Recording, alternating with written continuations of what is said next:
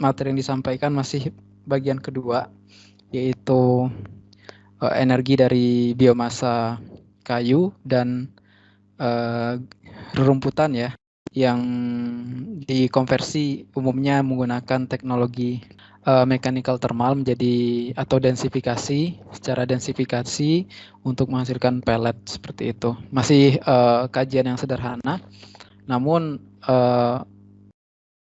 dengan dampak lingkungan yang signifikan ya. Jadi di pemanfaatan pellet itu dipertimbangkan karena pellet itu diturunkan dari tanaman, dan tanaman itu sendiri kita tahu dia adalah biomasa atau bioenergi yang terbarukan, yang mana dalam siklus generasi energi tersebut terjadi konsumsi CO2. Jadi kumulatif karbon dioksida generationnya jadi lebih sedikit apabila mengandalkan energi fosil seperti batu bara. Jadi kita akan masuk ke bahasan beberapa studi kasus yang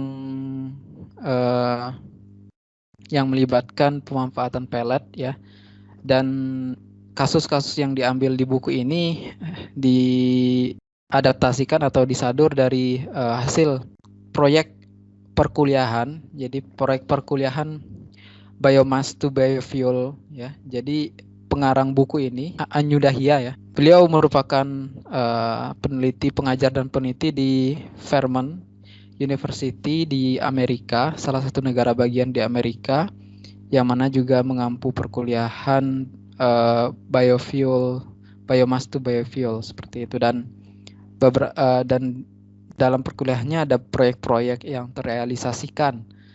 Nah, di antara yang terrealisasikan itu disadur ke dalam buku textbook ini. Jadi kita akan meninjau beberapa contoh kasus dari yang telah disadur tersebut. Jadi ini ada studi kasus dan proyek energi dari rumput dan kayu ya.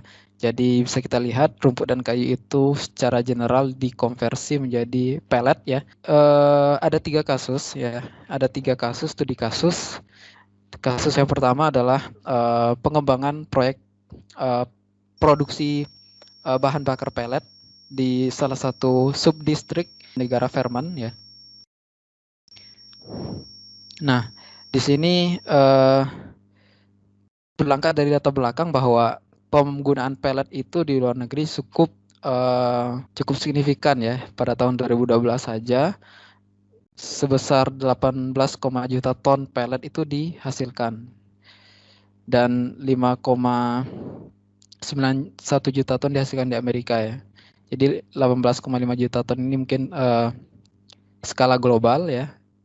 Hampir setengahnya itu di Amerika, dan di Indonesia pun kalau kita bandingkan dengan produksi di Indonesia, nilainya itu cukup kecil ya dibandingkan dengan angka global, karena yang data yang kita dapat terbaru itu pada tahun 2019 per pellet yang dihasilkan itu dari pellet kayu itu sebesar 42.000 atau 43.000, mendekati 43.000 ton. Jadi ordenya itu signifikan sekali perbedaannya ya. Ini ordenya 4 dan ini ordenya itu 10/7 seperti itu. 10/6 sampai 10/7, dan itu berbeda signifikan sekali. Pembakaran pellet itu disandingkan dengan pembakaran batu bara kalau di Indonesia. Namun karena konsumsi batu bara yang masih signifikan, jadi memang pellet ini masih memiliki proporsi yang sedikit seperti itu. Nah, di Eropa itu sendiri pembakaran dengan menggunakan kayu atau pellet itu dianjurkan guna mengendalikan kebersihan udara ya. Jadi seperti tadi ilustrasi yang saya sampaikan sekilas di pembukaan, bahwa pellet itu sendiri adalah bahan bakar terbarukan ya, karena dihasilkan dari biomasa. Nah, dalam siklus keberadaan pellet itu perlu menghadirkan biomasa, yang mana kehadiran biomasa itu mengkonsumsi karbon dioksida, dan karbon dioksida nanti juga dilepas saat pembakaran, dan net accumulation dari karbon dioksida yang dihasilkan tentu lebih rendah dibandingkan dengan apabila hanya mengandalkan bahan bakar fosil. Nah, di sini ada kriteria terhadap perbandingan berbagai jenis biofuel ya, bahan bakar berbasis hayati, yaitu EOIR ya, jadi rasio antara energi out terhadap energi in ya. Energi out and in ratio. Jadi energi yang keluar, maksud energi yang keluar ini ada energi yang dihasilkan oleh pembakaran biomasa. Energi yang dihasilkan oleh pembakaran biomasa itu dibandingkan dengan energi yang masuk. Energi yang masuk ini untuk apa? Untuk memproses biomasa ya. Untuk memproses biomasa menjadi bahan bakar. Energi yang keluar ini energi yang digunakan untuk energi yang dihasilkan oleh pembakaran bahan bakar yang telah dihasilkan dari biomasa. Nah, ini untuk perbandingan untuk pellet, biodiesel dan etanol, pellet itu lebih besar nilainya. Dengan rasio energi yang keluar terhadap energi masuk itu 14:1, dan untuk biodiesel itu sendiri 3:1. Dan etanol itu lebih kecil dibandingkan ketiga itu, 1:2 banding 1 ya, 1,2:1. Dan apakah nilai ini masih cukup menjanjikan untuk diaplikasikan? Masih ya, karena rasionya masih lebih besar daripada 1 ya. Ketika rasionya lebih kecil daripada 1, maka tentu energi yang kita keluarkan, energi yang kita spend untuk menghasilkan bahan bakar itu jauh lebih besar, sehingga itu tidak akan aplikatif ya, karena kita akan menghasilkan ya itu tidak ekonomis, tidak aplikatif, dan tidak efisien seperti itu. Nah, kenapa kalau kita lihat kenapa energi pellet ini rasionya itu lebih besar dibandingkan dua bahan bakar alternatif ya, yaitu biodiesel dan bioetanol seperti itu ya. Kalau kita lihat proses konversi biomasa menjadi pellet ini sederhana sekali, one step proses ya, yaitu densifikasi seperti itu. Densifikasi dan pencetakan itu saja seperti itu. Jadi memang karena dia mengalami proses densifikasi, dia menjadi padat, kadar energinya menjadi meningkat, sehingga dia layak untuk digunakan sebagai bahan bakar. Nah, kalau kita lihat dari biodiesel itu sendiri, kenapa nilainya lebih kecil daripada pellet ya? Kita lihat tahapan pembentukan biodiesel itu, ya tentu biodiesel itu berasal dari minyak nabati, dan minyak nabati itu dia tidak tumbuh sebagai minyak ya, tapi melainkan dia tumbuh sebagai suatu tanaman, yang mana tanaman itu kan diekstrak terlebih dahulu minyaknya melalui pressing, lalu minyaknya itu belum bisa dibakar, harus dikonversi terlebih dahulu menjadi biodiesel melalui proses transesterifikasi dan esterifikasi seperti itu, apabila terdapat asam lemak di situ. Nah, 2 step proses seperti itu. Jadi itu rasional. Nah, kalau kita bandingkan dengan etanol, nilainya lebih kecil. Tentu kita membandingkannya dengan biomasa berlignoselulosa ya, atau biomasa kayu, dan dari etanol, dan untuk bentuk etanol pun hal itu ada possible dilakukan. Nah, untuk bentuk etanol dari biomasa perlu proses pengecilan ukuran terlebih dahulu. Kemudian setelah pengecilan ukuran, dihidrolisis dulu lignoselulosanya menjadi gula terfermentasi. Nah, dari proses itu tentu semuanya tidak terkonversi 100%, dan nilainya itu dan berada dalam kondisi aqueous ya, di mana fasa cair atau fasa airnya itu sangat banyak, sehingga encer seperti itu, dan perlu energi yang lebih besar untuk memisahkan dari air. Setelah menjadi gula, difermentasi, dan setelah itu didistilasi seperti itu. Jadi tahapannya lebih besar, dan wajar saja semakin panjang tahapan pemrosesan menjadi satu bahan bakar, semakin kecil rasio ini, dengan arti semakin besar energi yang diberikan untuk memproses bahan bakar biomasa tersebut. Nah, jadi di studi kasus ini pelletnya itu dihasilkan dari rerumputan ya, karena saat ini rerumputan itu yang banyak ditemukan di distrik yang menjadi minat untuk dikembangkan di area Vermont ini. Jadi rerumputan itu tidak dilirik sebagai suatu bahan bakar yang bisa dijual langsung, berbeda dengan hardwood ya, yang bisa dijual langsung sebagai bahan konstruksi ataupun bisa dijual langsung sebagai firewood ya, firewood atau kayu bakar. Nah, tidak sama dengan rerumputan. Jadi ini di mana daerah dilakukannya, yaitu di Chittenden County. Jadi di sini ini dicoba untuk diaplikasikan. Jadi di Vermont itu negara, kalau tidak salah ya. Jika ya saya kurang tahu. Tapi setelah saya coba cari info, Vermont itu termasuk negara bagian di dalam Amerika seperti itu. Jadi ini overview-nya adalah melakukan pengembangan pelet lokal di kota Vermont. Dan ini merupakan bisnis plan mahasiswa mata kuliah Biomass to Biofuel yang diampu oleh yang mengarang buku textbook yang kita gunakan, yaitu Ayu Dahia ya. Dan tentu saja untuk mewujudkan ini butuh kolaborator lain ya yang bisa menjadi stakeholder yang memegang teknologi seperti alat-alat ataupun pemegang modal untuk menginvestasi seperti itu. Di antaranya adalah Vermont Bioenergy Initiative. Ini ada websitenya dan masih update hingga sekarang. Bisa kalian akses di vermontbioenergy.com ya. Di sini juga melibatkan Badan Perencanaan Daerah yang di mana pelet ini akan fasilitasnya akan dibangun, yaitu daerahnya adalah Chittenden County, dan tentunya juga melibatkan Badan Penelitian Biomass Energi Biomasa atau Biomass Energy Resource Center seperti itu. Nah, yang dilakukan oleh mahasiswa tersebut adalah melakukan analisis kelayakan dan menentukan apa yang dibutuhkan masyarakat dengan utilitas biomasa tersebut. Salah satunya adalah memanfaatkan bahan tersebut untuk menghangatkan rumah dan sumber penghasilan juga seperti itu ya. Jadi untuk low middle income farmer, terutama ya, untuk petani dengan penghasilan rendah, mereka bisa bekerja untuk menyuplai bahan baku ke fasilitas ini, dan tentunya itu akan menjadi salah satu sumber pekerjaan baru bagi para petani.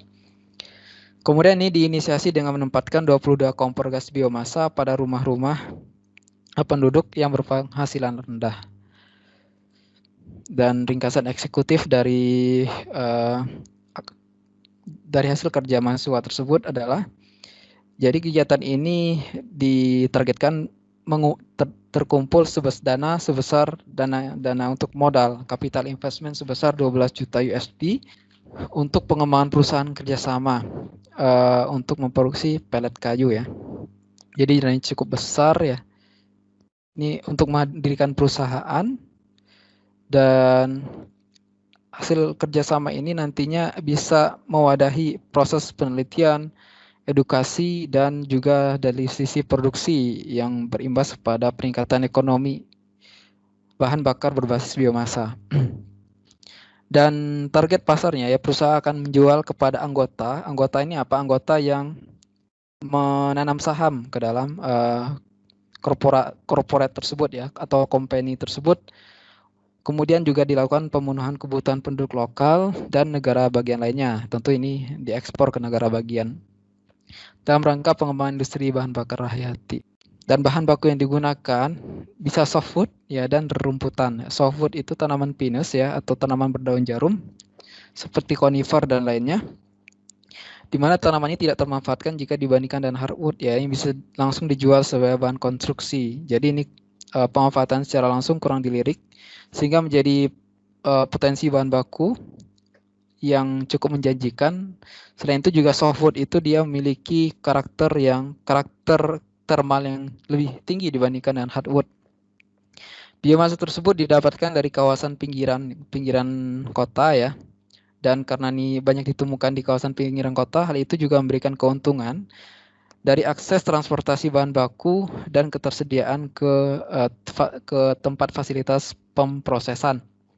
Dan luas kawasan tersebut sebesar 150 ekor yang itu diprediksi mampu memberikan produksi biomasa sebesar 20.000 hingga 60.000 ton per tahunnya.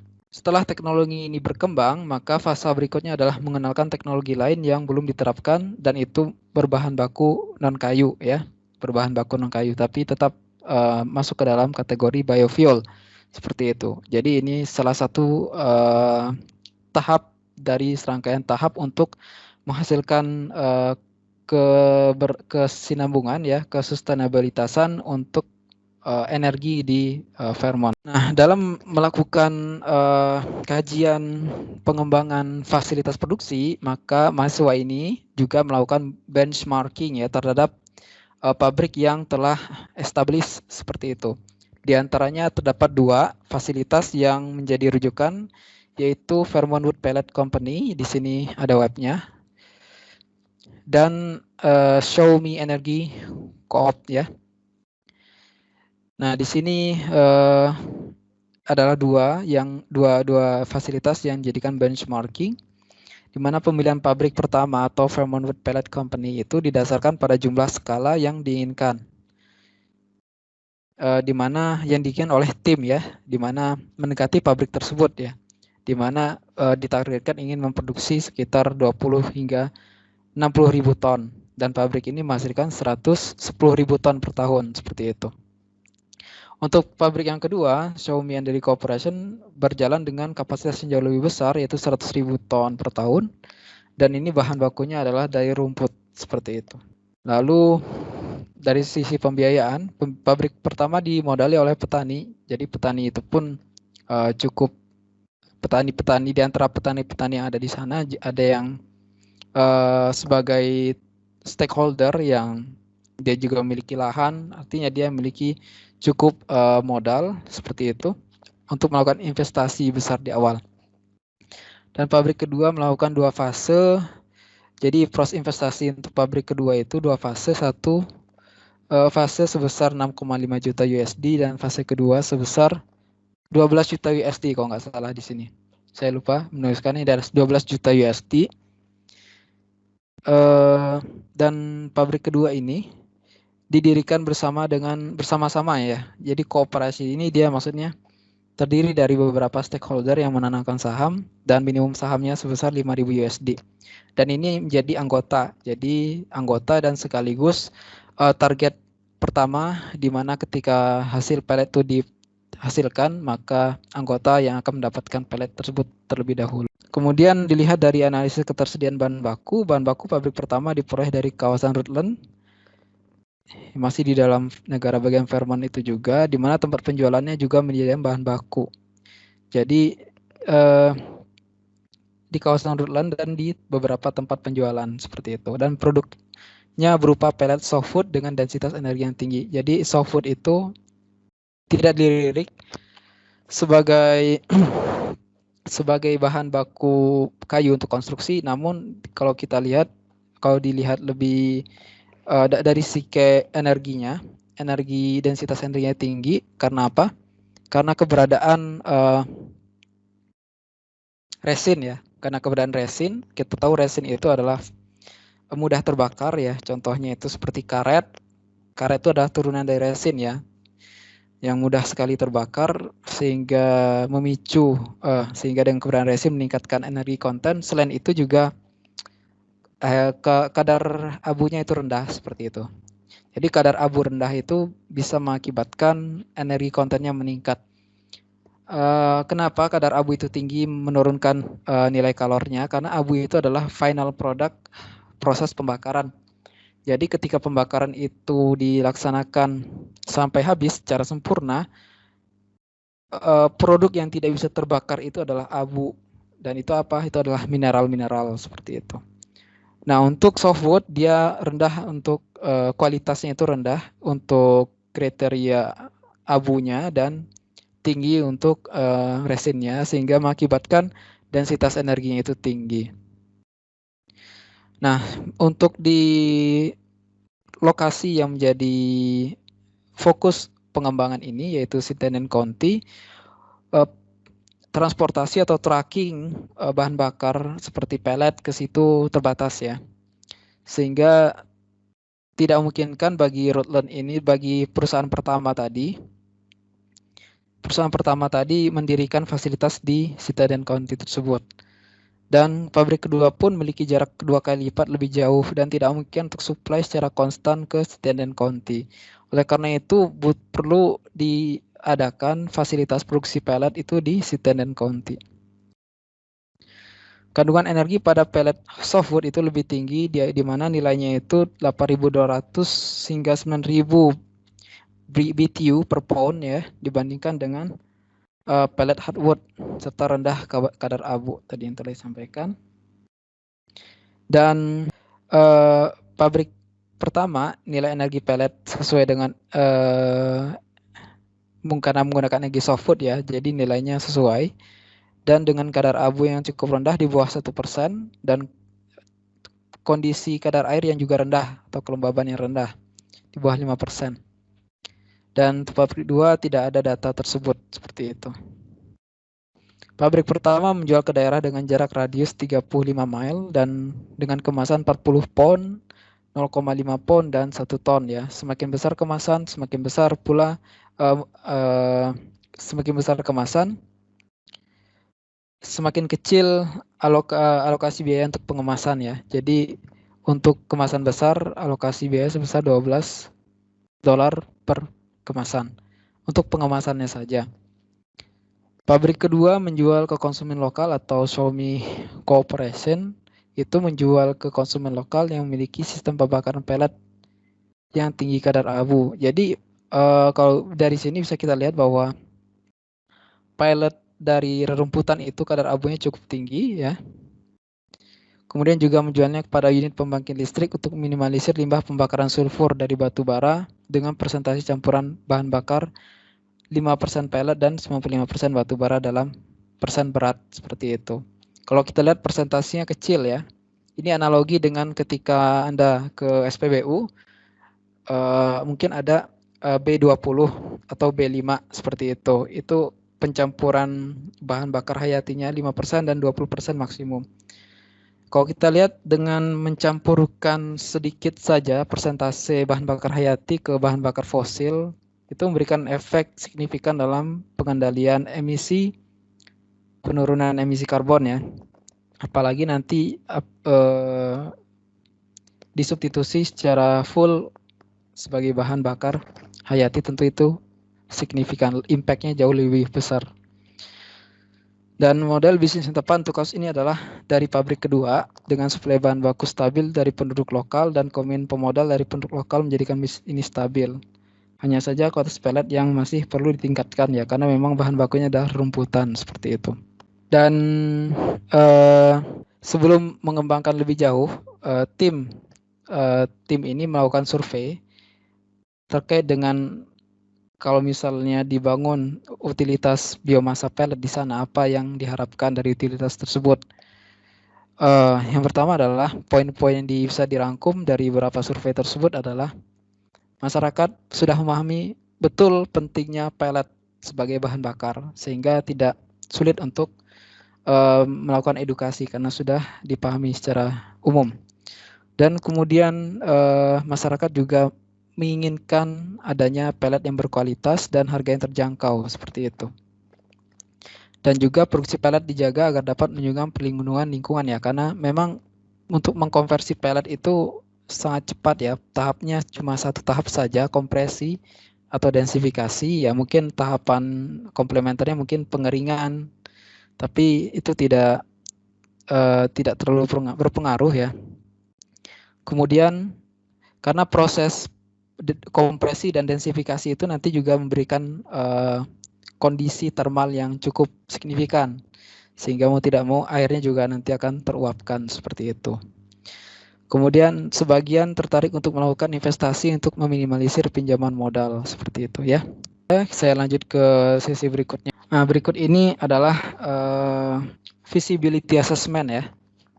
Feasibility study untuk atau penilaian aset properti seluas 130 ekar atau 0,5 km persegi. Aset apa yang dilihat di situ? Jadi terdapat suatu area yang mana disitu ditumbuhi oleh pepohonan, rumputan seperti itu. Dan tentunya di properti yang dilihat di area tersebut adalah bahan baku biomasa dalam rangka memenuhi energi pada masyarakat, dan lokasi ini dilakukan di Vermont juga, masih di Vermont ya, karena memang di sini menghitung kebutuhan energi di Rock Point, Burlington. Jadi lokasi tepatnya di Vermont di Rock Point, Burlington. Dan lahan yang ditinjau seluas 130 ekar itu terdiri dari hutan, rumputan, dan rawa seperti itu.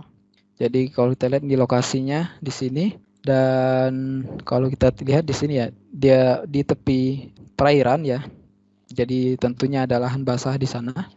Dan kalau kita lihat di sini juga berada pada kondisi dengan iklim yang dingin seperti itu, atau negara 4 musim. Kemudian di sini rumput dapat dipanen dan dibuat menjadi pellet di tempat tersebut secara langsung dan dibakar untuk keperluan pemanasan ya. Jadi salah satu kebutuhan di negara 4 musim, di setiap rumah itu butuh instalasi pemanas seperti itu agar menjaga suhu rumah tetap hangat di musim dingin. Dan pemerintah setempat memiliki tujuan untuk membuat proyek fasilitas konservasi energi dan efisiensi penggunaan biomasa lokal untuk memenuhi kebutuhan non listrik ya. Kebutuhan non listrik itu apa?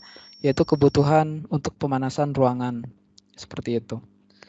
Elemen utama yang diidentifikasi adalah mengidentifikasi energi yang digunakan saat ini. Jadi yang digunakan saat ini bukan bahan bakar hayati atau bioenergi, namun masih menggunakan bahan bakar fosil seperti gas metan atau gas alam, propan, propana,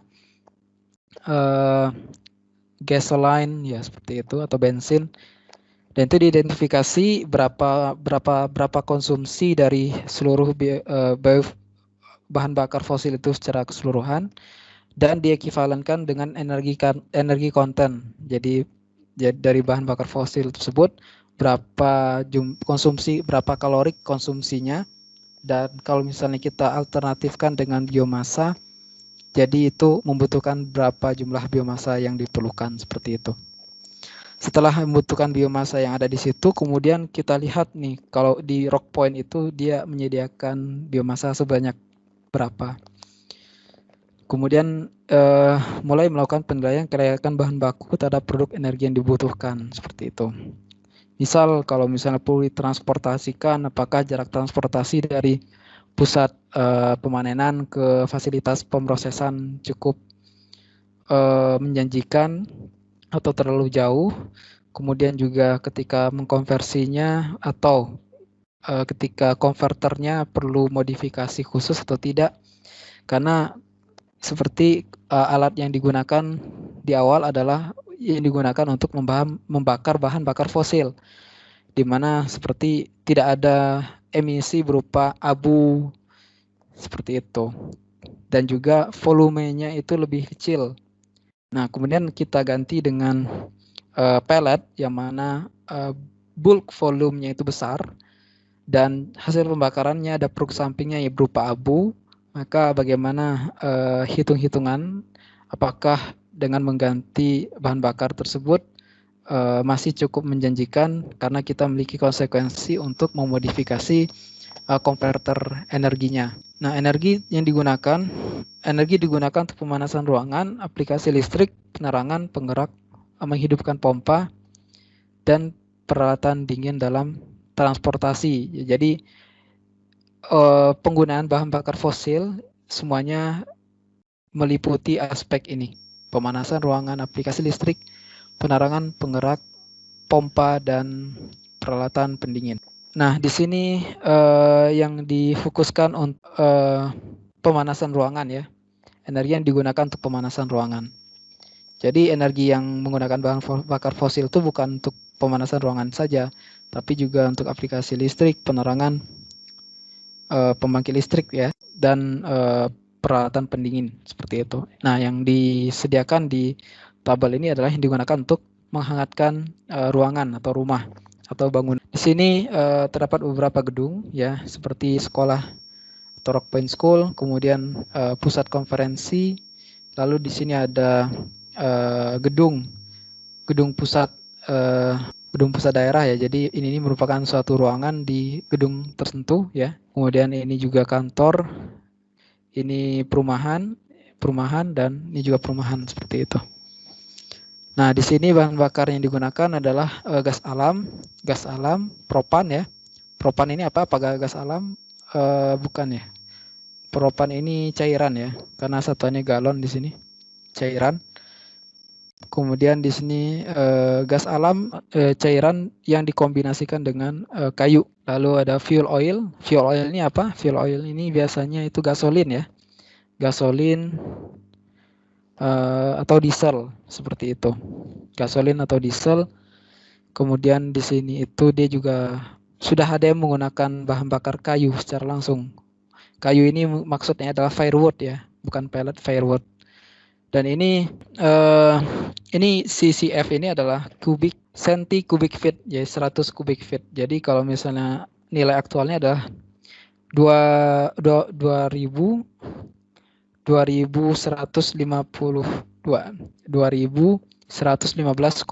feet seperti itu. Dan quartz ini ya, ada ingat quartz? Quartz itu adalah satuan untuk tumpukan kayu-kayu bakar seperti itu. Kalau tidak salah ukurannya 4x6x4 ya, 4x6x6 meter. 4x6x6 meter pangkat 3 ya, kalau nggak salah, bisa dilihat di pertemuan minggu yang lalu terkait dengan beberapa terminologi dalam bioenergi seperti itu. Nah, di sini ekivalen energi totalnya adalah kalau misalnya untuk gas alam itu maksimal itu di 2115 million BTU ya, British Thermal Unit. Kemudian ini dikonversi ke daya sebesar, bukan daya ya, tapi ini dikonversi ke satuan energi lain ya, kilowatt hour. Kilowatt hour itu setara dengan BTU, jadi sebesar 135,77 kilowatt hour. Namun ini kalau misalnya dikonversikan ke listriknya. Energi kontennya yang mana? Yang ini, yang 2115 kalau di total untuk dengan kuantitas yang tertera di sini. Nah, sumber biomasa apa saja yang tersedia di area seluas 130 ekar di Rock Point tersebut? Di antaranya ada kayu, yang mana bahan bakar utama untuk pemanasan rumah dan bangunan dalam bentuk firewood atau kayu bakar. Namun untuk gedung-gedung fasilitas umum seperti di tabel yang tadi ditampilkan ya, di beberapa gedung di tabel tadi ditampilkan, ini tidak potensial ya, karena akan membutuhkan pekerja ekstra, seperti ketika membakar bahan bakar dengan bahan bakar kayu itu akan menghasilkan abu, dan tentunya abunya harus dikeluarkan secara berkala seperti itu, dan kita butuh pekerja untuk itu. Selain itu juga membutuhkan ruang penyimpanan yang cukup besar seperti itu ya, ruang penyimpanan yang cukup besar. Dan jadi isunya adalah peralatan konverter yang kompatibel ya. Jadi yang sebelumnya menggunakan propen, bahan bakar cair misalnya, atau fuel oil, atau gasolin dan diesel, atau gas alam, yang mana semuanya itu fluida. Dan fluida itu kalau ditransfer itu mudah sekali, yaitu menggunakan sistem perpipaan seperti itu. Sistem perpipaan. Dan hasilnya kalau misalnya pembakaran yang sempurna apa? Hasilnya hanya CO2 dan H2O. Kalau dia sempurna, kalau misalnya tidak sempurna hasilnya tetap gas, meskipun gasnya beracun seperti karbon monoksida, SOX, NOx seperti itu ya. Namun dia tetap gas dan itu mudah untuk dilepas ke lingkungan seperti itu. Berbeda dengan menggunakan bahan bakar padat. Selain itu isu yang berikutnya adalah ruang penyimpanan. Ruang penyimpanan di situ karena bulk volume dari pellet ataupun pellet pun dia bulk volumenya cukup tinggi ya. Densitasnya itu di atas densitas air ya, di atas densitas air lebih bukan di atas tapi di bawah ya. Kalau di bawah berarti dia membutuhkan volume yang lebih besar untuk massa yang sama seperti itu, sehingga membutuhkan ruang penyimpanan yang besar. Ruang penyimpanan yang besar berarti butuh pengadaan atau modifikasi bangunan. Tentunya setelah melakukan modifikasi konverter akan melakukan modifikasi bangunan. Sehingga dan selain itu juga kalau misalnya dikonversi juga menjadi pellet, kayu firewood tadi dikonversi menjadi pellet, itu juga bukan pilihan yang tepat karena bisa menambah pekerja. Selebihnya, selain itu juga fokus lain yaitu transportasi menuju fasilitas produksi pellet. Nah, jadi itu isunya ketika hanya mengandalkan kayu untuk sumber pemanasan di rumah dan bangunan, termasuk di fasilitas umum. Ini terutama di fasilitas umum ya. Kalau misalnya di rumah atau di bangunan pribadi mungkin tidak membutuhkan pekerja ekstra karena mungkin the owner dari rumah atau bangunan pribadi itu berinisiatif untuk melakukan pekerjaan ekstra dalam memantau pembakaran. Kemudian biomasa yang lain ada rumput dan terdapat 15 ekar area padang rumput ya.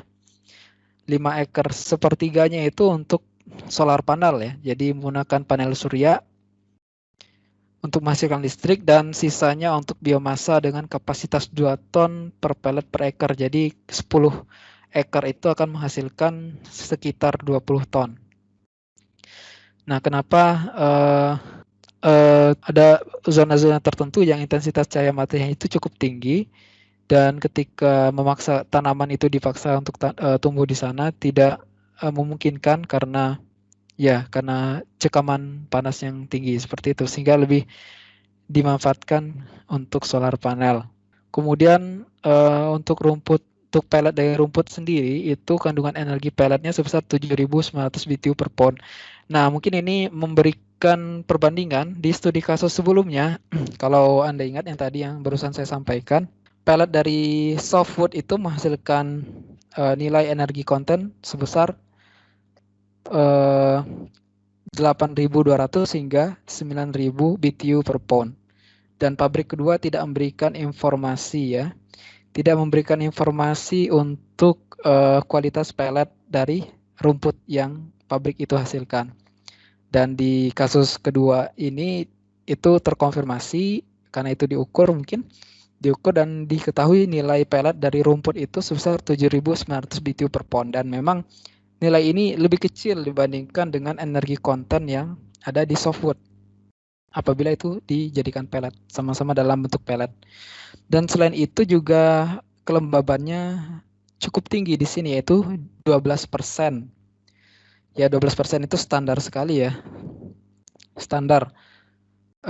Kalau misalnya kita bandingkan dengan suatu material dengan kadar kelembaban 12% itu material itu kertas ya. Kertas dalam arti dia itu udah ya kalau kita rasakan dengan kulit kita sudah merasa itu kering seperti itu. Namun jika dengan instrumen diukur dengan instrumen pembakaran 12% itu memberikan pengaruh yang berbeda.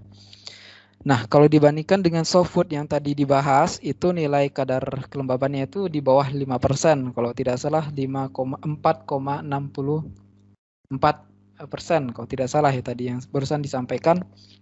Untuk perbandingan yang jauh sekali seperti itu. Jadi memang pellet yang dihasilkan rumput ini low grade pellet ya. Namun meskipun demikian itu adalah bahan bakar biomasa, bahan bakar berbasis hayati yang bisa diekivalen dengan bahan bakar minyak atau fuel oil, gasolin atau diesel itu bisa setara dengan 2.000 galon ya. 1 pon ya. 1 pon itu sama dengan 2.000 galon ya, 1 pon. Seperti itu. Ya. 1 pon. Ya tidak dipastikan 1 pon atau berapa ya, tapi ini perlu dikonfirmasi lagi. Tapi memang di literatur yang ditinjau itu dia 2.000 galon ini setara dengan berapa massa kandungan pellet ya. Nanti bisa diekivalenkan tadi kita tahu di tabel tadi itu ada fossil oil dan di sini juga ada energi pellet. Jadi Anda bisa menghitung berapa massa ekivalen untuk 2.000 galon bahan bakar minyak ya. Seperti itu. Jadi ini perhitungannya secara tidak langsung. Dan untuk pengadaan pellet dari rumput ini membutuhkan nilai total investasi itu sebesar 14.000 USD atau sekitar 196 juta rupiah. Dengan 4.000 USD itu pemanenan dan pelletisasi dan 10.000 USD itu konversi peralatan pembakaran ya. Seperti yang tadinya menggunakan fossil oil, sekarang menggunakan pellet, tentu ada modifikasi yang signifikan untuk alat pembakarnya. Selain kayu dan rumput, sumber biomasa berikutnya adalah limbah organik dan makanan ya. yang mana itu bersumber dari fasilitas-fasilitas umum dan sekolah di Rock Point tadi, yang mana itu memiliki dapur komersil ya. Kalau misalnya kita bawa ke kampus kita ITB, itu istilahnya berasal dari kantin seperti itu ya. Kantin itu memiliki menghasilkan limbah-limbah organik seperti limbah makanan, hasil proses pencucian piring seperti itu. Ya mampu kalau dihitung-hitung mampu menghasilkan limbah organik 100 galon tiap minggunya.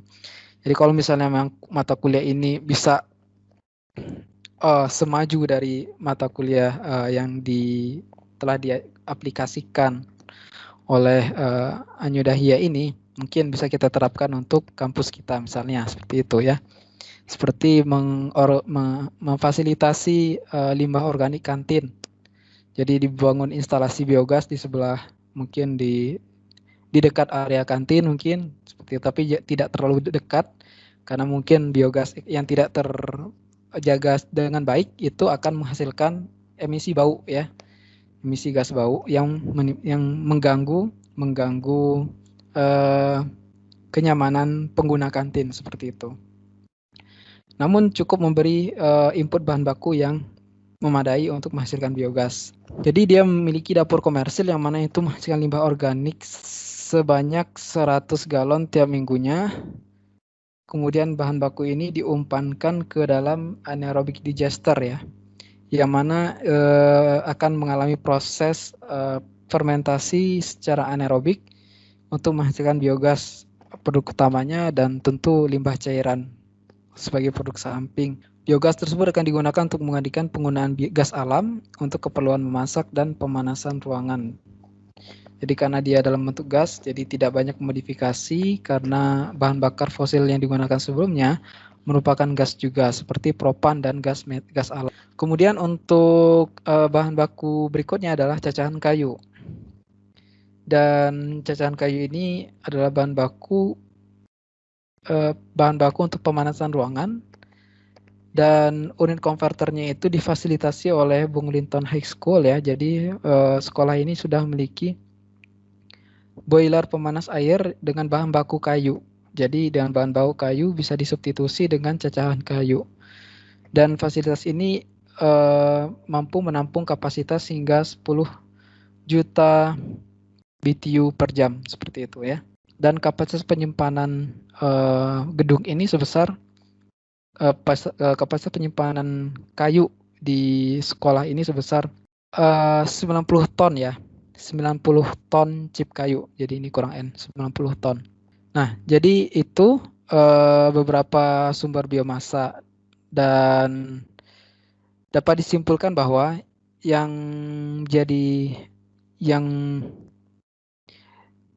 untuk gedung fasilitas umum itu tidak memungkinkan untuk menggunakan bahan bakar kayu atau pelet. Namun untuk gedung-gedung pribadi seperti rumah dan sekolah misalnya, substitusi bahan bakar gas alam menjadi bahan bakar kayu dan pelet masih memungkinkan seperti itu. Karena dari tabel yang tadi ditampilkan, terdapat beberapa rumah yang mengkombinasikan penggunaan bahan bakar selain dengan menggunakan fossil oil juga menggunakan kayu seperti itu. Ini adalah akhir sesi dari materi kedua. Oke, masih dalam pemanfaatan kayu dan rumput sebagai sumber bahan energi ya, sebagai energi di sini, di mana di sini itu masuk ke dalam proses pengomposan pada rumah kaca ya. Jadi ini dengan judul topik eksplorasi metode pengomposan. Ini nama metodenya yaitu Jinping. Yaitu metode ini dikenalkan oleh seorang ahli.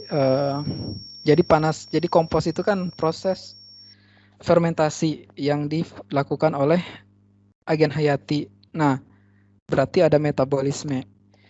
Metabolisme berarti pasti ada breakdown dari makromolekul menjadi molekul-molekul yang lebih kecil. Nah, makromolekul kalau kita lihat makromolekul itu kan karena materialnya lebih banyak, berarti energi kontennya lebih besar. Kalau molekul yang lebih kecil, tentu dengan material yang lebih sedikit, energi kontennya lebih kecil. Ketika dari energi konten yang besar ke energi konten yang lebih kecil, maka konsekuensinya berdasarkan hukum kekekalan energi, maka konsekuensinya ada panas yang dilepaskan dari proses itu. Nah, jadi panas yang dilepaskan itu yang ditangkap untuk memanaskan rumah kaca. Dan itu sangat bermanfaat sekali untuk negara 4 musim terutama ya, ketika mereka menghadapi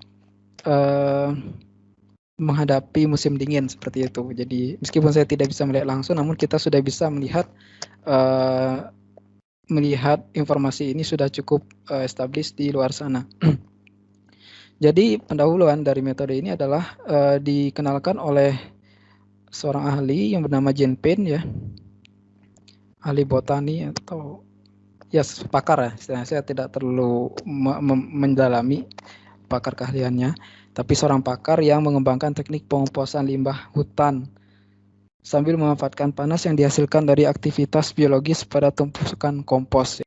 Nah, pengomposan limbah hutan itu yaitu Taman Semak Belukar itu dicacah dengan jumlah total volume ya, volume. Jadi total volume dari limbah tersebut sebesar 100 yard kubik yang berikan energi total itu selama 18 bulan setara 620 MBTU ini adalah 620.000 ya. 620.000 BTU. Kalau M-nya 1 itu 1000, kalau M-nya 2 itu juta. Atau dapat memberikan air bertemperatur 60 derajat Celcius sebanyak 1 galon per menit. Jadi itu ekivalennya seperti itu apabila kompos dengan volume pengomposan dilakukan untuk bahan baku dengan total volume sebesar 100 yard kubik. Nah, dalam konsep ini akan diterapkan untuk menghangatkan rumah kaca, di mana untuk negara 4 musim produksi komoditas makanan hanya memungkinkan dengan bantuan rumah kaca pada musim dingin ya, sehingga mengurangi kebutuhan bahan bakar fosil ya. Jadi bisa mengurangi kebutuhan bakar fosil dalam hal ini untuk memproduksi pangan. Jadi mengurangi kebutuhan bahan bakar fosil untuk memproduksi pangan. Nah, ini di proyek ini tentunya mahasiswa dari mata kuliah biofuel to biomass to biofuel, kemudian petani lokal, kelompok tani di Acres Farm. Jadi ini diaplikasikan di ladang Adi ya, mau diaplikasikan di ladang Adi dan meminta bekerjasama berserta dengan University of Vermont melalui unit Horticulture Farm dan peserta mata kuliah Biomass to Biofuel course ya. Juga melibatkan institusi swasta mungkin sebagai investor atau sebagai baik investor secara modal maupun secara alat seperti itu, yaitu Compost Power Network seperti itu ya. Jadi ini melibatkan tiga partisi. Dan ini adalah salah satu skema proses pengomposan di mana di dalamnya dilakukan pengomposan. Panas yang dihasilkan diemisikan itu memanaskan seruangan rumah kaca ini ya. Dan ini sangat bermanfaat ketika sekelilingnya mengalami musim dingin seperti itu.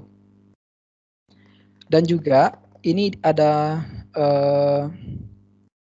yang masuk ke dalam ini dan yang keluar ke atas itu udara yang dihembuskan seperti itu. Jadi butuh udara agar panas yang ini lepas dari dalam keluar dan ikut tersirkulasi di dalam ruangan ini seperti itu. Jadi ada yang masuk dan yang keluar seperti itu, membantu mensirkulasikannya.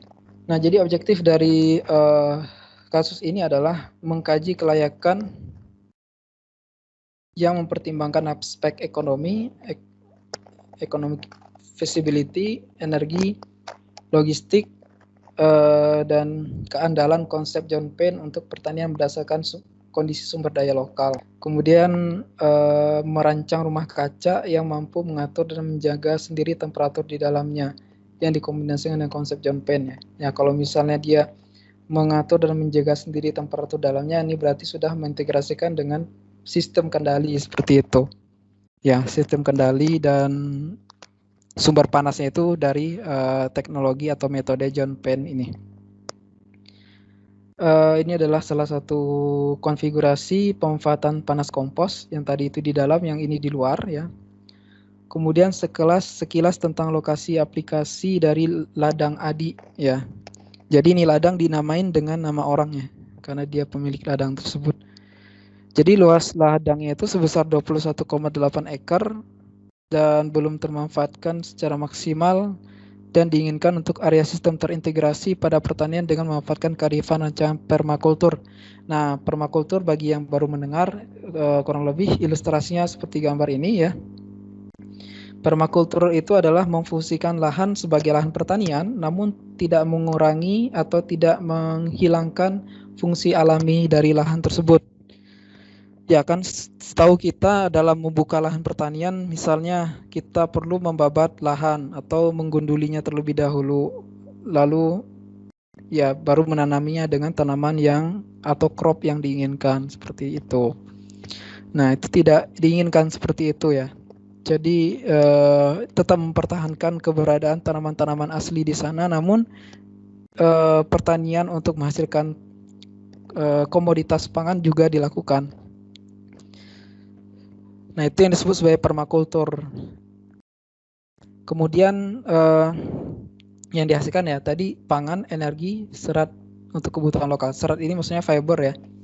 Fiber yang sebagai bahan baku benang dan sebagainya, seperti itu. Bahan baku pengomposan berasal dari daerah setempat seperti cacahan kayu dan limbah rongsokan. Dan rongsokannya itu berupa bahan-bahan berkayu seperti dari furnitur. Nah, teknologi ini bukan pertama kali ya. Jadi tahun 1983 untuk lahan seluas 700 feet square telah dikembangkan oleh institusi New Alchemy Institute di Amerika ya. Jadi membuat greenhouse yang difasilitasi oleh pemanas yang bersumber kompos seperti itu. Nah, ini sekilas bisa kalian lihat, mungkin cari di YouTube ataupun di Google, itu beberapa contoh gambar aktualnya bagaimana. Nah, kalau dilihat mana yang lebih cocok diterapkan untuk konsep yang tadi, yang di atas atau yang di bawah. Yang di atas itu dia dipanaskan di luar, yang di bawah itu dipanaskan di dalam ya. Nah, mana yang lebih cocok? Nah, nanti akan kita lihat di bawah. Jadi di dalam rumah kaca itu apabila ada kompos maka terdapat dua proses ya, dua proses. Yang satu itu proses pertumbuhan, yang satu lagi proses yang mana sama-sama proses hayati ya. Yang satu itu proses hayatinya untuk tanaman, yang satu lagi proses hayatinya itu untuk mikroorganisme seperti itu. Nah, namun dua hal itu berbeda di mana tanaman ini nanti akan mengkonsumsi CO2. Dan proses pengomposan ini selain menggenerasi panas juga menghasilkan CO2 seperti itu. Nah, jadi karena kita lihat mekanisme dua sistem yang berbeda tersebut, yang satu mengkonsumsi CO2, yang satu lagi menghasilkan CO2. Nah, sebaiknya kedua sistem itu digabung secara di satu tempat yang sama. Oleh karena itu, yang di bawah ini yang lebih cocok ya. Jadi ketika dia menggenerasi CO2, menggenerasi panas langsung tersirkulasi di dalam. Kemudian ketika dia menggenerasi CO2, CO2-nya langsung di-capture oleh tanaman-tanaman ini. Seperti itu. Jadi memang tidak idealnya dia tidak mengemisikan CO2 keluar, hanya langsung dimanfaatkan oleh tanaman ini. Nah, terus kenapa sistem yang bagian atas itu tetap ada? Ya, sistem bagian atas ini panas yang dihasilkan oleh kompos ini dialirkan bukan ke salah satunya adalah ke greenhouse. Namun bisa juga ke rumah-rumah seperti itu. Jadi memang kalau yang di atas ini hanya memanfaatkan panasnya saja. Kalau misalnya dalam greenhouse, baik itu panas maupun CO2-nya juga termanfaatkan. Jadi kalkulasi sederhananya, kalkulasi hitung-hitungan rule of thumb dari desain ini, untuk untuk tumpukan kompos dengan ukuran 0,76 meter kubik. 0,76 meter kubik ini seberapa besar ya? Ilustrasinya adalah Anda tahu toren. Toren itu kapasitasnya adalah 1 meter kubik atau 1000 liter. Nah, 0,76 ini kurang lebih seukuran toren yang 1000 liter itu. Nah, yang satu toren itu saja, tumpukan kompos itu diperlukan untuk menghangatkan area rumah kaca dengan luas lahannya itu 1 feet square seperti itu. Jadi untuk di bawah 1 ini ya, untuk di bawah 1 dia menghangatkan 1 feet square. Nah, ini kalau kita idealnya mengacu kepada panas yang dihasilkan. Namun dengan kondisi mengacu kepada kebutuhan panas, maka CO2 yang dihasilkan itu melebihi 6 kali lipat dari kebutuhan tanaman ya, dari kebutuhan ruang tersebut. Jadi dia berlebih 6 kali lipat dan itu tidak bagus ya. Dan itu tidak bagus sehingga yang menjadi limiting step. Jadi kalau misalnya dianggap ke dalam suatu proses reaksi ada 2 reaktan. Reaktan yang pertama anggap itu panas, reaktan yang berikutnya adalah CO2. Kalau kita pakai reaktan panas, maka CO2-nya itu akan berlebih. Kalau misalnya kita pakai CO2 sebagai limiting reaktannya, maka panasnya berkurang. Kebutuhan panasnya tidak terpenuhi. Tapi mending menjadikan CO2 itu sebagai limiting reaktan. Karena kalau berlebih, emisi CO2 itu lebih berbahaya dibanding dengan mensuplai kekurangan panas seperti itu. Nah, selain juga CO2 yang dihasilkan, pengomposan organik itu juga menghasilkan turunan dari makromolekul yang mengandung nitrogen, yaitu amonia. Kalau CO2-nya itu kebanyakan, komposnya itu nggak akan sehat ya. Di area di dalam ruang kompos itu nggak akan sehat. Petani di dalam bukan di ruang kompos ya, tapi di dalam greenhouse itu nggak akan bagus. Tidak akan kondusif untuk bekerja petani, kekurangan CO2 ya. Kekurangan CO2 bisa suffocate ya, cekik. Kemudian dia bisa ya tidak bekerja maksimal. Kemudian juga dia melepaskan amonia yang lebih banyak, di mana 50 kali melebihi yang dibutuhkan tanaman. Kalau 50 kali ini tidak ada konsekuensi gas, dia tidak apa-apa ya. Tapi kalau amonia itu dia dilepas sebanyak ini, konsekuensi di dalam ruangan tertutup greenhouse ini, ya ruangannya jadi bau banget ya, jadi sangat bau dan benar-benar tidak nyaman. Yang satu tidak nyaman karena kebanyakan CO2 mengakibatkan tercekik, kekurangan oksigen. Yang satu lagi selain CO2-nya kurang, dia juga kebanyakan kekurangan oksigen tadi, kemudian dia juga kebanyakan amonia. Jadi dia ruangannya jadi bau seperti itu. Oleh karena itu menjadikan kebutuhan panas sebagai acuan atau basis ya, di sini itu basis ya. Kalau misalnya dalam menghitung neraca massa, Anda harus menentukan basis terlebih dahulu. Jadi menjadikan panas sebagai basis, konsekuensinya CO2 dan amonianya itu berlebih sekali. Jadi tadi bukan limiting reaktan juga salah satu basis. Ya, tapi lebih tepatnya itu basis bukan limiting reaktan ya, karena yang kita tinjau di sini bukan reaksi praktis, tapi reaksi suatu proses ya, proses kompleks seperti itu. Jadi lebih tepat menyebutnya sebagai basis. Jadi kalau misalnya basisnya itu panas, CO2 dan amonianya itu berlebih sekali dan itu tidak bagus. Jadi sebaiknya yang menjadi basisnya itu adalah CO2 seperti itu.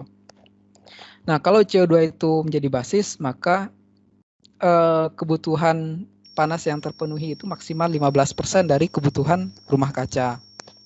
Oleh karena itu tetap kalau misalnya ingin memenuhi panas dari 15 ke 85% sisanya menggunakan bahan bakar yang awal digunakan seperti itu. Namun tetap isunya hal ini mengurangi kebutuhan bahan bakar fosil ya. Tadi apabila bahan bakar selain dari 15% atau 85% itu berasal dari fosil seperti itu. Jadi dalam sistem tertutup yang kita tinjau itu intinya di dalam rumah kaca, yaitu ada proses pengomposan dan proses pertumbuhan tanaman. Nah, rancangan rumah kaca adalah kunci dalam manajemen panas yang dibutuhkan. Rumah kaca sebaiknya selalu menghadap matahari seperti lokasi yang berada di utara. Matahari itu apabila di utara, maka arah rumah kacanya itu diarahkan ke arah selatan. Instalasi rumah kaca yang bersebelahan langsung dengan rumah dapat memberikan bentuk suplai dan pelepasan panas sesuai dengan kebutuhan. Ya, tadi contohnya tadi bentuk konfigurasi kompos yang di luar tadi adalah dia akan mensuplai baik itu ke rumah kaca maupun ke rumah ya. Jadi butuh kebutuhan panas. Rumah kaca itu juga sebaiknya dilengkapi kanopi atau pelindung dari paparan matahari musim panas secara langsung ya. Jadi kalau musim panas itu sangat terik sekali, jadi kita tidak perlu pengomposan karena sumber matahari sudah cukup memanasi isi dari rumah kaca tersebut. Apabila dibiarkan terpapar langsung sinar matahari, maka tanaman itu akan mengalami cekaman panas sehingga dia tidak akan tumbuh secara bagus ya di dalam musim panas tersebut, sehingga butuh di shading atau dilengkapi kanopi. Selain itu juga sinar matahari di musim panas itu juga perlu diperangkap ya, diperangkap, dan alat pemerangkapnya apa? Material-material yang dengan kapasitas panas yang besar. Contohnya apa? Batu bata. Ya, batu bata itu atau bebatuan memiliki panas yang kapasitas panas yang besar. Artinya apa? Artinya dia bisa menyimpan panas seperti itu. Bisa contohnya apa? Contohnya contoh yang mungkin ada yang melihat film dokumenter suku pedalaman misalnya memanaskan makanan dengan batu seperti itu ya. Jadi batu itu dipanaskan, setelah batu itu menyimpan panas yang sangat besar, disentuhkan ke material pangan untuk memasak makanan tersebut. Seperti itu. Nah, jadi salah satunya itu, dan hal itu mungkin aplikasinya serupa di sini di mana batu itu sebagai heat storage. Selain itu juga material penghantar panas yang lain seperti kaleng barel seperti itu ya. Jadi kaleng barel itu karena terbuat dari logam ya, jadi bisa menghantarkan panas dengan baik yang dapat ditaruh pada dinding atau lantai sehingga malam hari masih ada panas yang tersimpan. Lalu integrasi berikutnya dan cairan limbah rumah tangga atau grey water yang dialirkan ke tempat penyimpanan panas rumah kaca terlebih dahulu sebelum dibuang ya. Jadi grey water yang dimaksud di sini limbah dapur ya. Limbah dapur, bukan limbah hasil cucian ya, yang mengandung deterjen dan zat-zat toksik lainnya. Bukan yang seperti itu. Dan kalau yang seperti itu diharapkan grey water atau limbahnya itu sudah terbebas dari zat toksik tersebut.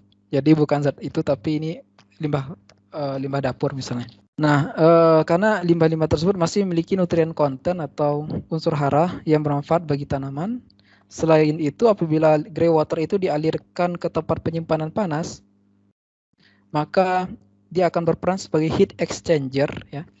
Heat exchanger itu nanti akan meningkatkan temperatur dari grey water sebagai unsur hara atau sumber nutrisi bagi tanaman, sehingga ketika disiram ke tanaman selain menghangatkan tanaman juga sebagai pemenuhan unsur hara.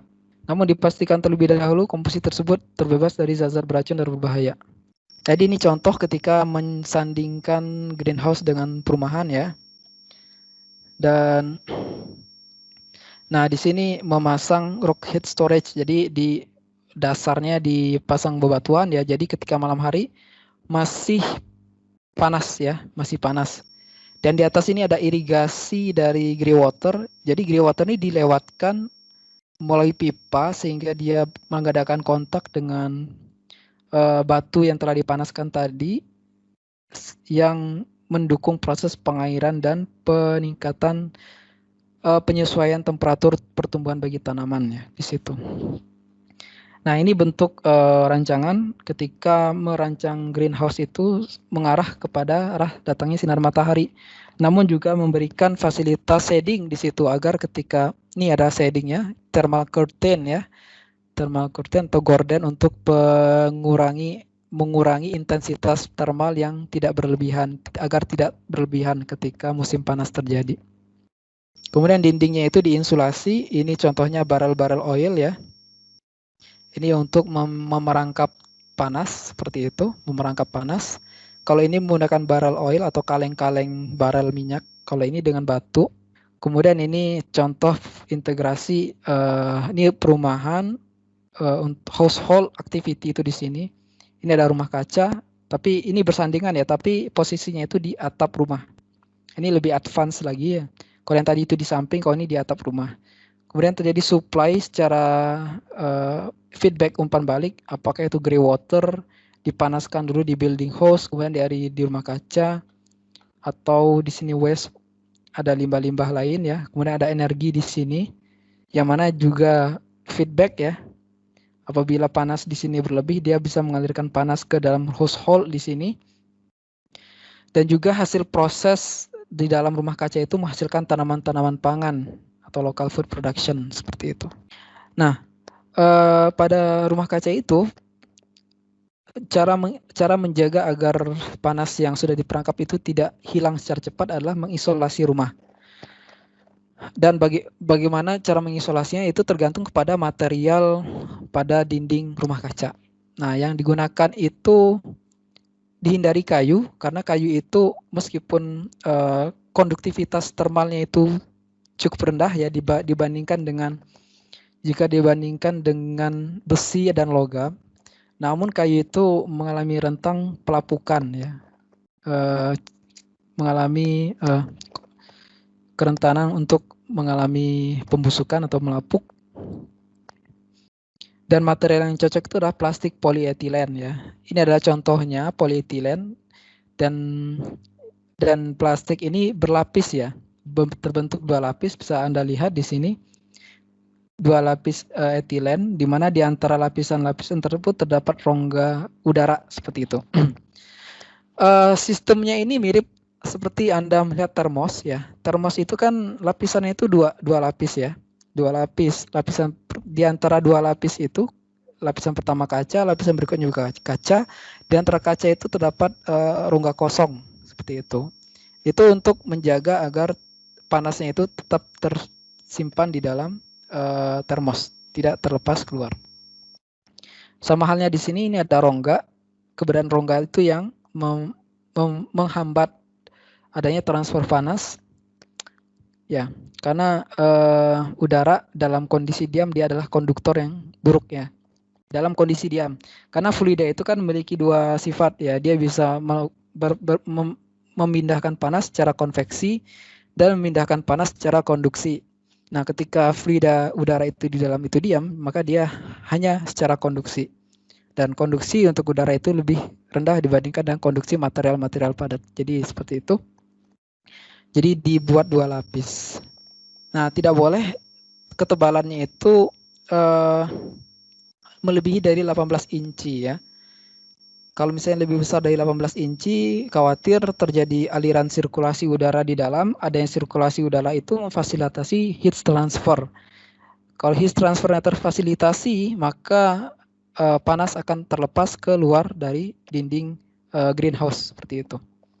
Nah, di sini panas yang mampu dipertahankan oleh material seperti ini adalah sebesar, jadi dia hanya mampu melepaskan maksimum itu 1,1 BTU feet square per hour.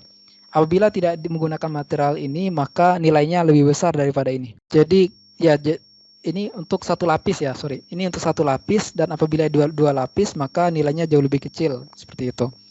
Untuk 1 lapis dia 1,1 BTU feet square per hour ya, dia melepaskan panas. Namun ketika dia dijadikan 2 lapis, dia nilainya jauh lebih kecil ya, sejalan ya.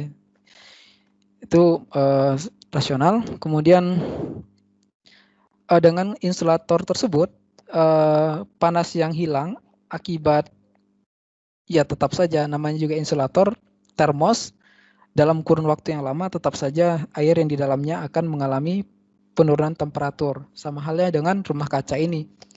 Meskipun dia diinsulasi, tidak ada insulasi yang bersifat 100% sempurna. Jadi tetap aja ada panas yang terlepas.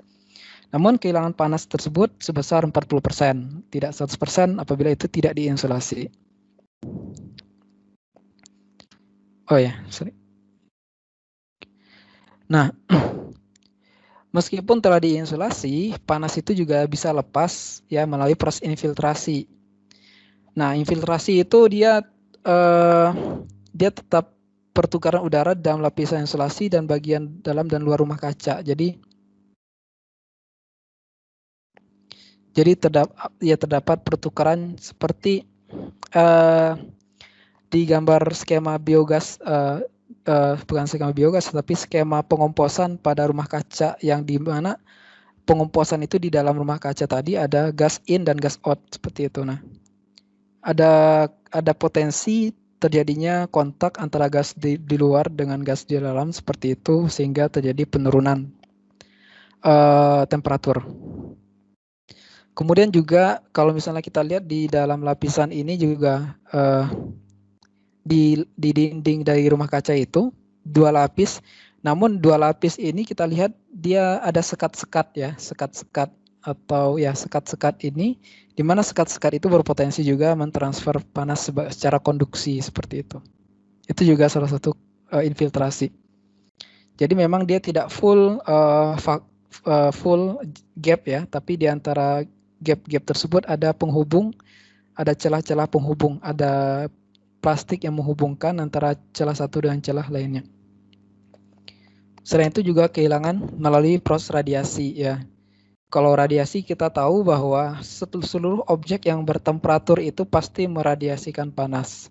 Seluruh objek yang bertemperatur pasti meradiasikan panas. Apakah kita, objek di sekitar kita itu pasti meradiasikan panas. Sehingga dengan konsep itu mau tidak mau pasti radiasi terjadi pada sistem yang sudah diinsulasi seperti ini.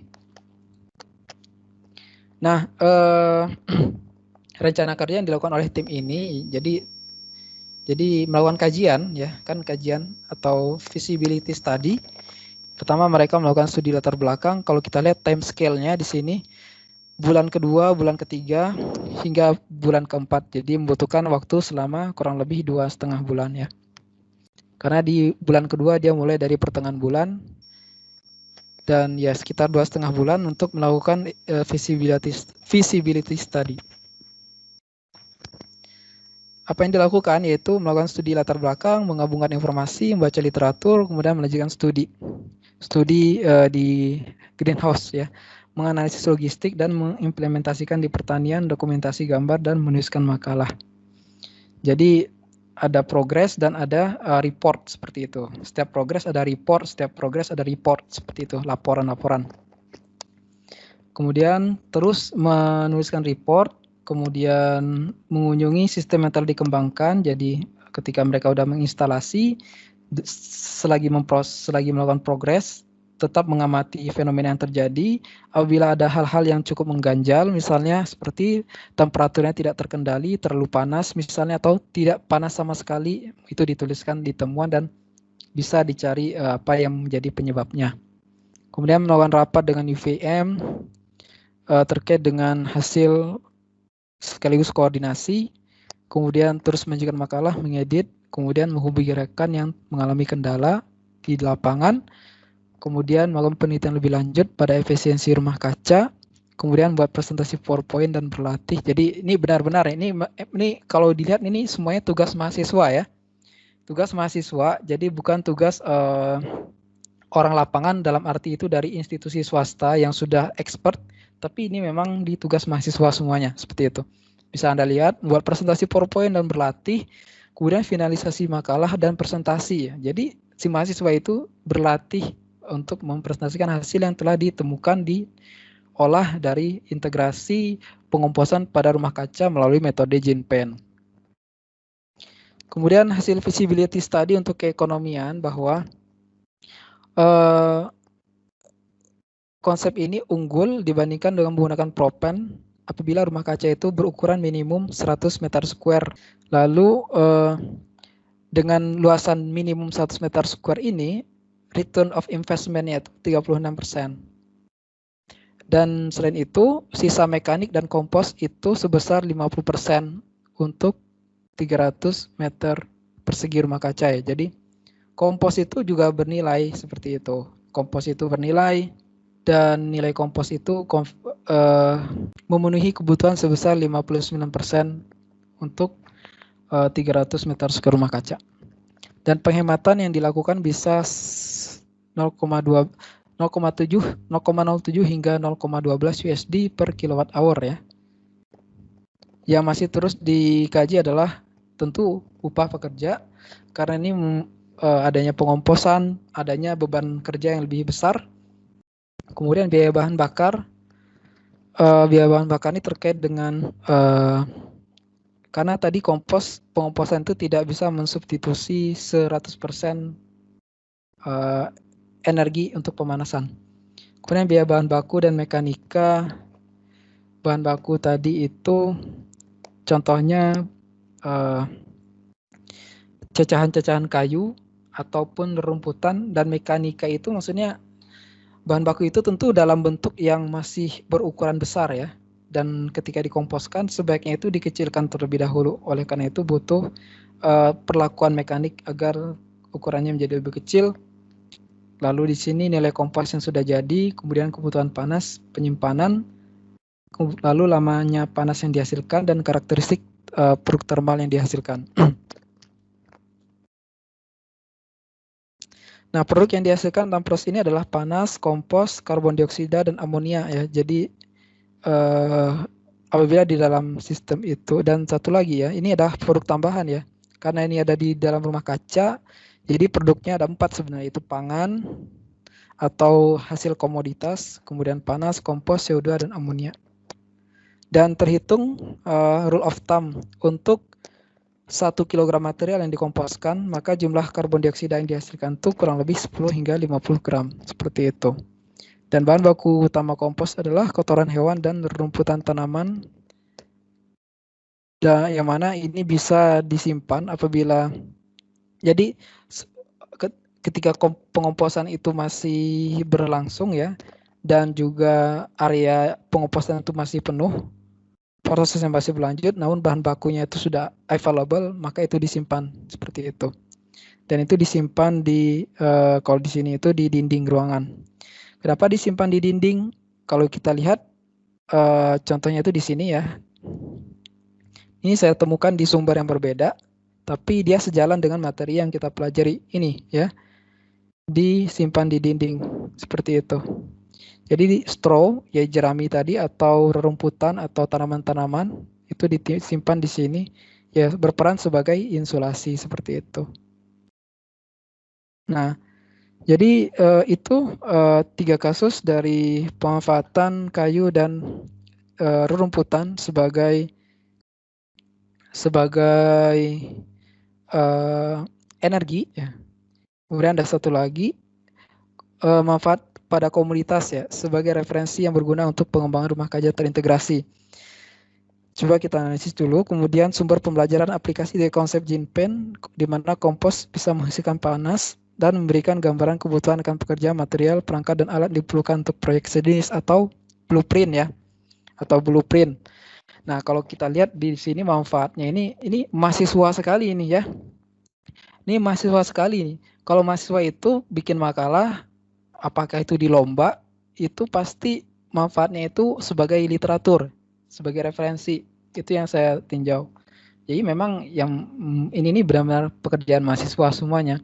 Namun ini difasilitasi dengan adanya kerjasama dengan institusi yang lebih expert ya, atau expertise yang lainnya seperti itu. Jadi itu adalah contoh-contoh studi kasus dari pemanfaatan kayu dan rumputan pada produksi energi, terutama energi panas seperti itu. Sekian sesi dari materi untuk minggu ketiga. Silakan jika ada yang ingin ditanyakan atau didiskusikan, dipersilakan.